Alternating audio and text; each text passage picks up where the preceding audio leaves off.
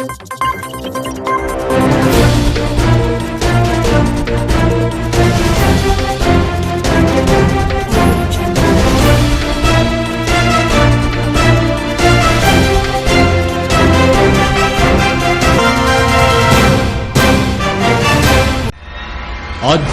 కార్యక్రమాలను, పండుగల విశేషాలను, పట్టణ గొప్పతనాలను, పాలకులు చేసే నిర్లక్ష్యాలను, ప్రమాదాలను, వాటి నిర్లక్ష్య వ్యవస్థను, భూరాబందుల దోపిడీలను, రాజకీయ నాయకుల అసమర్థతను, అధికారుల ఆగడాలను, పేదవాడు పడే బాధలను, వాస్తవాలను ప్రజల కళ్లకు కట్టినట్టు చూపించడమే మా లక్ష్యం.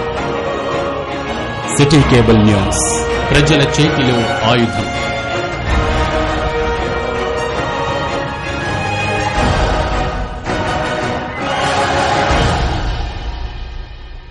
Welcome to city news. నేను మీ గడ్డమణిల్. ముందుగా హెడ్లైన్స్.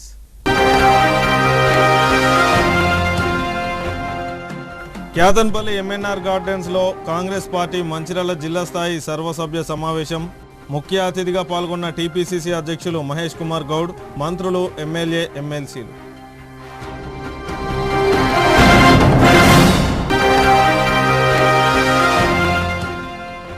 మంచిర్యాల జిల్లా కేంద్రంలో lions club of Mancherial Godavari ఆధ్వర్యంలో mega blood donation camp. Touch hospital సౌజన్యంతో 50 మందికి పైగా రక్తదానం చేసిన దాతలు.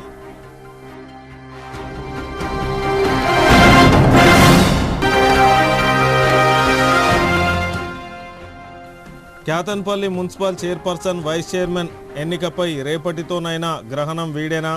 రేపు ఏప్రిల్ 4వ తేదీన Kyathanpally municipal chairperson, vice chairman ఎన్నికలు.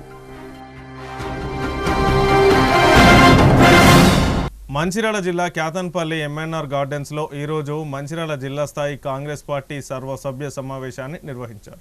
ఈ సమావేశానికి ముఖ్య అతిథులుగా టీపీసీసీ రాష్ట్ర అధ్యక్షులు మహేష్ కుమార్ గౌడ్, కార్మిక శాఖ మంత్రి వివేక్ వెంకటస్వామి, జిల్లా ఇన్ఛార్జి మంత్రి Jupally Krishnarao, AICC secretary Sachin Savad, Mancherial MLA Kokkirala Premsagarrao, MLC Dande Vittal, మాజీ ఎమ్మెల్సీలు పురాణం సతీష్లు పాల్గొన్నారు.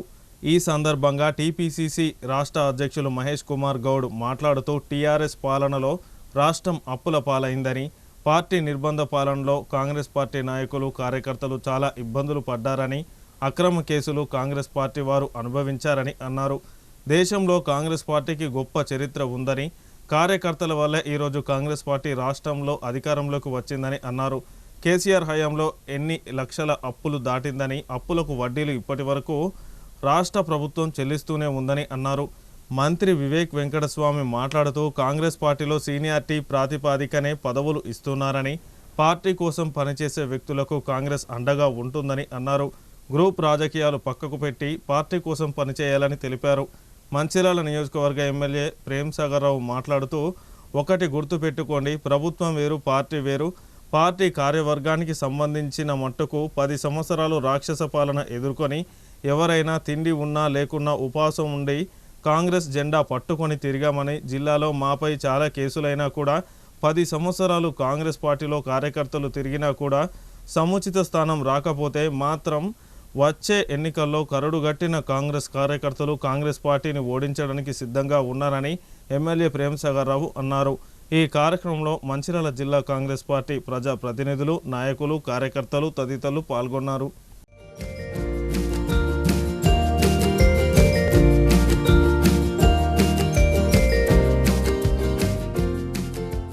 మంచిర్యాల కార్యవర్గ సభ్యులందరూ కూడా శుభాభివందనాలు. ఈ ప్రత్యేకమైన కార్యక్రమం ఏర్పాటు చేయడానికి కారణం కూడా మీ అందరు తెలుసు, దేశంలో ఒక చరిత్రాత్మక కార్యక్రమం సంఘటన సృజన్. జిల్లా కాంగ్రెస్ కమిటీ అధ్యక్షుల ఎన్నిక గ్రామ స్థాయిలో ఉన్నటువంటి కార్యకర్తల అభిష్టం మేరకు జరిగిన సందర్భం. జిల్లా కాంగ్రెస్ కార్యవర్గ సభ్యుల ఎంపిక కూడా అందరినీ సంప్రదించి పార్టీకి సేవలు అందిస్తున్నటువంటి వ్యక్తుల్ని, పార్టీకి భవిష్యత్తులో పార్టీ నిర్మాణానికి పాటుపడే వ్యక్తులు నియమించడం జరిగింది. వారిని అభినందించడానికే నేను ఇక్కడ రావడం జరిగింది. వారితో పాటు మంత్రులు కూడా రావడం జరిగింది. ఆనాడు టీఆర్ఎస్ నాయకులు, బీఆర్ఎస్ నాయకులు ప్రమేయం వల్ల లక్షల మెట్రిక్ టన్నులు స్మగ్లింగ్ గురై బడా జేబుల నేతల్లోకి డబ్బులు పోయాయి తప్ప బీదవాడికి లాభం జరగలే. ఇలా సన్న బియ్యాన్ని ప్రతి బీదవాడి కుటుంబం ఆస్వాదిస్తూ రుచికరంగా తింటా ఉన్నారు. ఇది దేశంలోని ఒక చరిత్రాత్మక కార్యక్రమం. మహిళ స్వతంత్రంగా ఎవరి మీద ఆధారపడకుండా బస్సులో యథేచ్ఛగా ప్రయాణం చేయగలుగుతా ఉంది. ఇది కాంగ్రెస్ పాలిత కర్ణాటక, తెలంగాణ రాష్ట్రంలో తప్ప ఏ రాష్ట్రంలో లేదు. ఇలా బీజేపీ వారు అంటా ఉన్నారు, మా మోడీ గారు ఇస్తా ఉన్నారు కదా బియ్యంలో వాటా అని. నేను మోడీ గారిని, బీజేపీ నాయకులు అడుగుతా ఉన్నా, ఈ దేశం మొత్తం మీద మీరు సన్న బియ్యం కార్యక్రమం ఎందుకు పెట్టట్లేదు? ఎందుకు సాధ్యం అవ్వట్లేదు? ఎవరికి లేరు దేవుడు. ఈ వేదిక మీద అందరం కూడా పూజ చేసుకుని బయటకు వెళ్తాం. శ్రీరామచంద్రుడు ఏమైనా బీజేపీ జాగీరా? మీ పార్టీలో ఏమైనా సభ్యత్వం ఉందా శ్రీరామచంద్రుడికి? ఏం చేశారో చెప్పరు. సంవత్సరానికి 2 కోట్ల ఉద్యోగాలు అన్నారు. ఉన్న ఉద్యోగాలు బీకేశారు.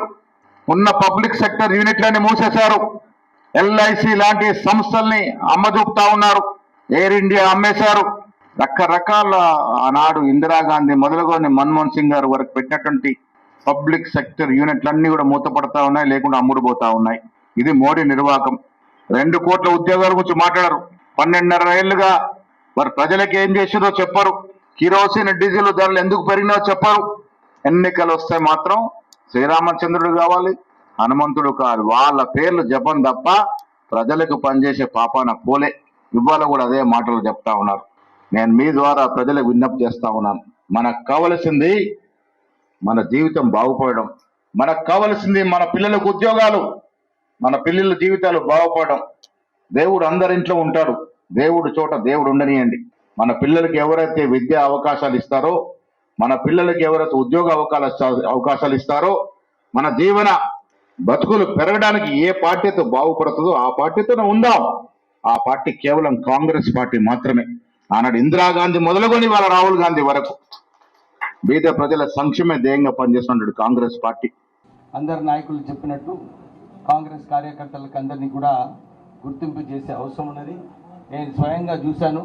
మహేష్ కుమార్ గౌడ్ గారు కూడా ఎప్పుడు ఏ కార్యక్రమంలో చర్చ జరిగినప్పుడు అరే ఏ పేరు ఇచ్చినా కానీ కేవలం ఎవరైతే కాంగ్రెస్ పార్టీకి పనిచేసినారో వాళ్ళ పేర్లే రికమెండ్ చేయాలని చెప్పి ఎప్పుడు కూడా చెప్తూ ఉంటారు. మీనాక్షి నటరాజన్ గారు కూడా వారు కూడా ఎప్పుడు కూడా ఇదే ఆలోచనతో లేదు పార్టీని ఎట్లా స్ట్రాంగ్ చేయాలి, ఈ పార్టీని ఎట్లా ముందుకు తీసుకువెళ్ళాలని చెప్పి ఎప్పుడు ఇదే చర్చలు జరుగుతుంటాయి. అదే దృష్టిలో పెట్టుకొని ఈరోజు మహేష్ కుమార్ గౌడ్ గారు అన్ని జిల్లాలలో తిరుగుతున్నాడు. జిల్లాలలో తిరిగి మన అందరి కార్యకర్తలకు ఒక ప్రోత్సాహం చేయడం, ఒక జోష్ పెరగాలని చెప్పి వారు తిరుగుతున్నారు. నిజంగానే ప్రెసిడెంట్ గారికి వారికి కృతజ్ఞతలు చెప్తూ ఇప్పుడే అందరు చెప్పినట్టు ఈ రాష్ట్ర ప్రభుత్వం రేవంత్ రెడ్డి గారు వచ్చిన తర్వాత మంచి సంక్షేమ కార్యక్రమాలు జరుగుతున్నాయి. అన్ని చోట్ల కూడా అందరు కూడా ఇదే చెప్తున్నారు. ఈ అప్పుల రాష్ట్రం అయినప్పటికీ కూడా పెద్ద పెద్ద ప్రాజెక్టులు మనం చూసినాం. కాళేశ్వరం ప్రాజెక్టు ఒక ఫెయిల్డ్ ప్రాజెక్టు, 1,00,000 కోట్ల రూపాయలు వృధా చేయడం జరిగింది. మా నియోజకవర్గంలో చెన్నూరులో కూడా పెద్ద పెద్ద బిల్డింగ్లు కేవలం కమిషన్ల కోసం కట్టడం జరిగింది. అప్పుడు మన డిఎంఎఫ్టీ నిధులు ఏదైతే మన మంచిర్యాల జిల్లాకి రావాలన్నాం ఇవన్నీ కూడా సిరిసిల్లకి, సిద్దిపేటకి, గజ్వెల్కి అక్కడ తరలించడం జరిగింది. కానీ మీరు ఈ 3 సంవత్సరాలు చూసుకుంటే అన్ని సూర్యాపేట కూడా పోయినాయి. కానీ ఈసారి ఈ 2 సంవత్సరాల్లో చూసుకుంటే అన్ని నిధులు కూడా మన మంచిర్యాల డిస్టిక్లోనే ఖర్చు పెట్టడం జరిగింది. ఎక్కడ కూడా ఈ అభివృద్ధి కార్యక్రమాలు ఏదైతే అవసరమో అన్నీ మంచిగా జరుగుతున్నాయి. సో ఇది మనము ఇప్పుడే ప్రేమ్ సాగర్ రావు గారు చెప్పినట్టు అన్ని చోట్ల ప్రచారం చేసే అవసరం ఉన్నది. అదంతా బాధ్యత మన పార్టీ కార్యకర్తల మీదనే ఉంటుంది. మనము ఎక్కువ ప్రచారం చేసినప్పుడు ప్రజలలో కూడా ఒక భరోసా వస్తుంది. ఎందుకంటే ఎవరు కూడా చేయలేదు. 200 యూనిట్లు అనుకోండి, ప్రత్యేకంగా మన ఇందిరమ్మ ఇల్లులు ఈరోజు ఏదైతే కార్యక్రమం ఏర్పడిందో చాలా రోజుల తర్వాత పిసిసి అధ్యక్షుడు అయిన తర్వాత ఈ కొత్త కార్యక్రమం ఏర్పాటు చేయడం జరిగింది.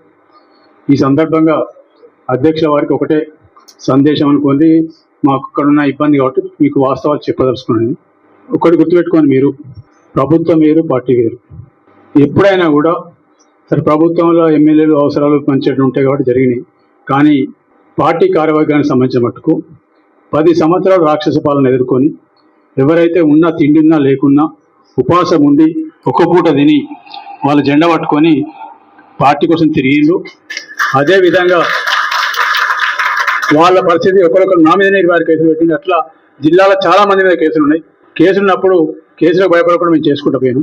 ఇప్పుడు ఏదైతే కార్యవర్గం సరే తప్పకుండా పార్టీ పరిస్థితిని బట్టి చేసుకోవచ్చు.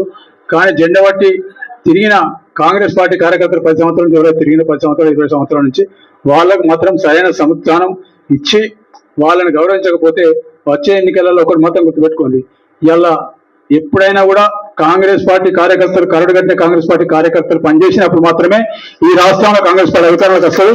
అప్పటి వరకు ఈ రాష్ట్రంలో అధికారంలోకి వచ్చే ప్రసక్తే లేదు. అది మొన్నటి కనబడ్డది వాస్తవాలు.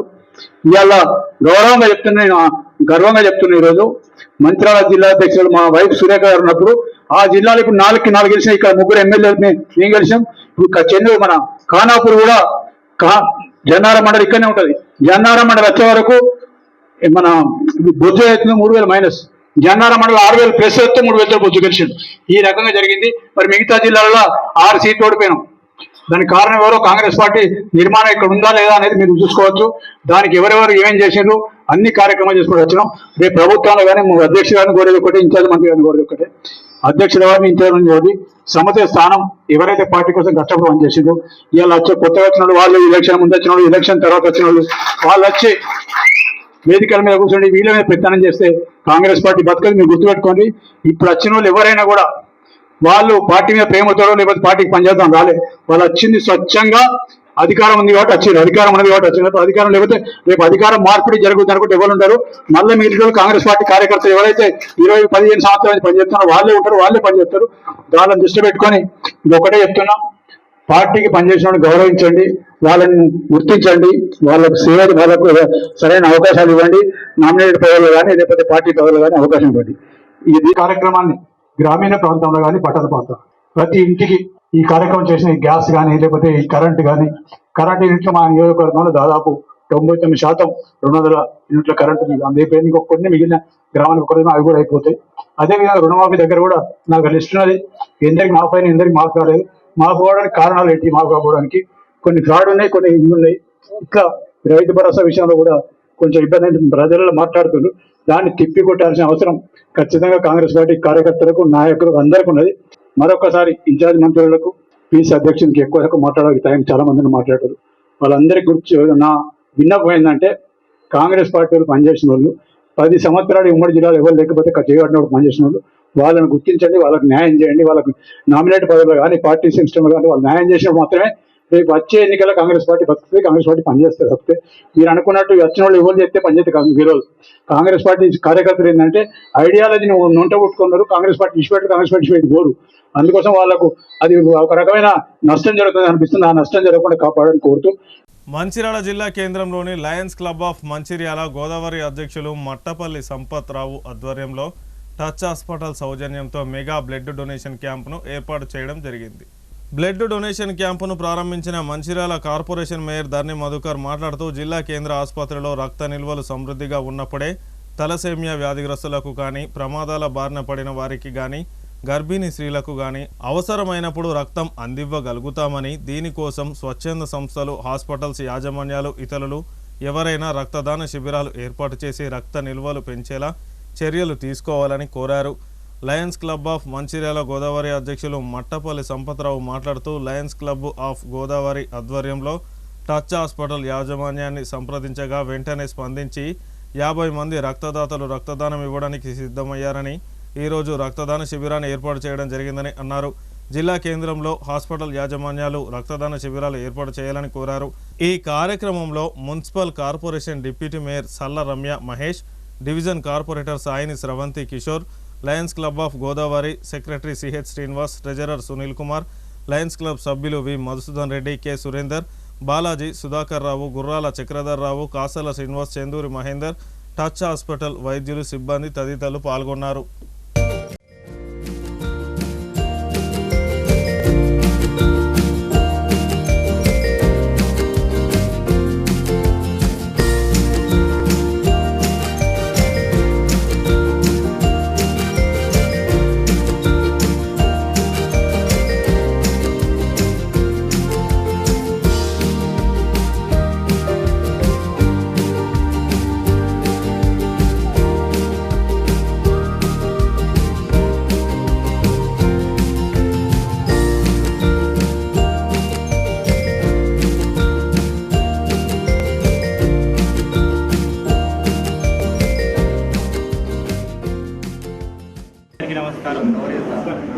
మంచిర్యాల కార్పొరేషన్లో మంచిర్యాల పట్టణంలో టచ్ హాస్పిటల్లో లయన్స్ క్లబ్ గారి ఆధ్వర్యంలో టచ్ హాస్పిటల్ యాజమాన్యం మరి అదేవిధంగా సిబ్బంది మన బ్లడ్ క్యాంపులో ఉన్నటువంటి బ్లడ్ తక్కువగా ఉందని తెలిసి మరి ఇక్కడ డొనేట్ చేయడానికి మరి వాళ్ళు ముందుకు రావడం చాలా సంతోషకరమైన విషయం. ఇలాంటి కార్యక్రమాలు మంచిర్యాల ప్రాంతంలో అనేక మంది చేస్తూ ఉన్నారు. ముందు భవిష్యత్తులో కూడా వ్యాపారస్తులు కావచ్చు, హాస్పిటల్ యాజమాన్యాలు కావచ్చు, ఇతరత్ర అన్నిటికి సంబంధించిన ప్రజలు కావచ్చు, రాజకీయ నాయకులు కావచ్చు, అందరూ కూడా మరి తలసేమియా వారికి ముఖ్యంగా ఈ బ్లడ్ యొక్క డొనేషన్ ఎక్కువ అవసరం ఉంటుంది కాబట్టి వాటిని దృష్టిలో ఉంచుకొని మరి లయన్స్ క్లబ్ వారు ఈ యొక్క వినూత్నమైన కార్యక్రమం చేపట్టడం చాలా సంతోషకరమైన విషయం. ముందు భవిష్యత్తులో కూడా ఇలాంటి మంచి కార్యక్రమాలు నిర్వహిస్తూ ప్రజలకు ఎలాంటి ఇబ్బందులు లేకుండా అన్ని సౌకర్యాలు కల్పించాలని కోరుతూ మరొకసారి ముఖ్యంగా టచ్ హాస్పిటల్ యాజమాన్యానికి, సిబ్బందికి బ్లడ్ డొనేషన్ చేస్తున్నందుకు చాలా సంతోషం. వారికి ధన్యవాదాలు, శుభాకాంక్షలు తెలియజేస్తూ మరి కార్యక్రమానికి వచ్చేసినటువంటి లయన్స్ సభ్యులకు, అదేవిధంగా యాజమాన్యానికి, గౌరవ డిప్యూటీ మేయర్ సల్లా రమ్య మహేష్ గారికి, స్థానిక కార్పొరేటర్ సాయిని స్రవంతి కిషోర్ గారికి, ఈ కార్యక్రమంలో భాగస్వాములైన టచ్ హాస్పిటల్ యాజమాన్యానికి, సిబ్బందికి హృదయపూర్వక ధన్యవాదాలు తెలియజేస్తాను. మంచిర్యాల గోదావరి మరియు టచ్ హాస్పిటల్ యాజమాన్యం మరియు సిబ్బందిచే రక్తదాన ప్రోగ్రాం చేయడం జరుగుతుంది.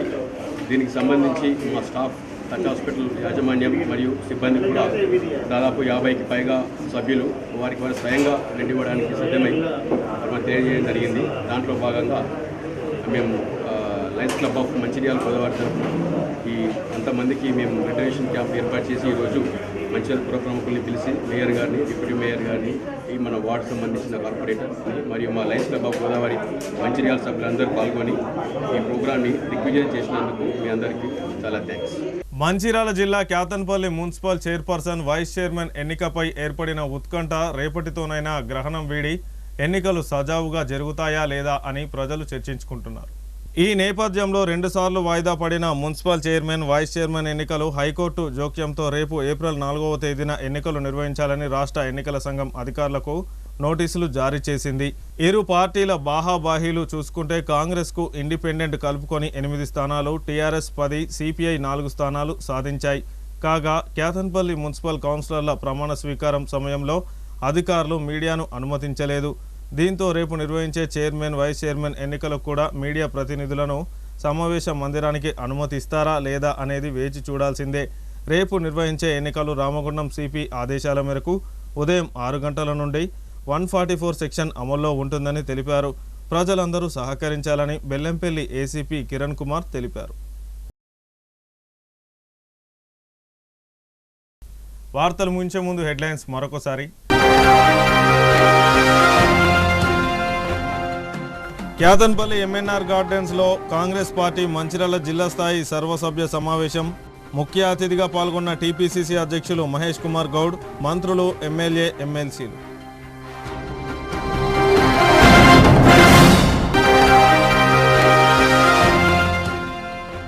మంచిర్యాల జిల్లా కేంద్రంలో lions club of Mancherial Godavari ఆధ్వర్యంలో mega blood donation camp. Touch hospital సౌజన్యంతో 50 మందికి పైగా రక్తదానం చేసిన దాతలు.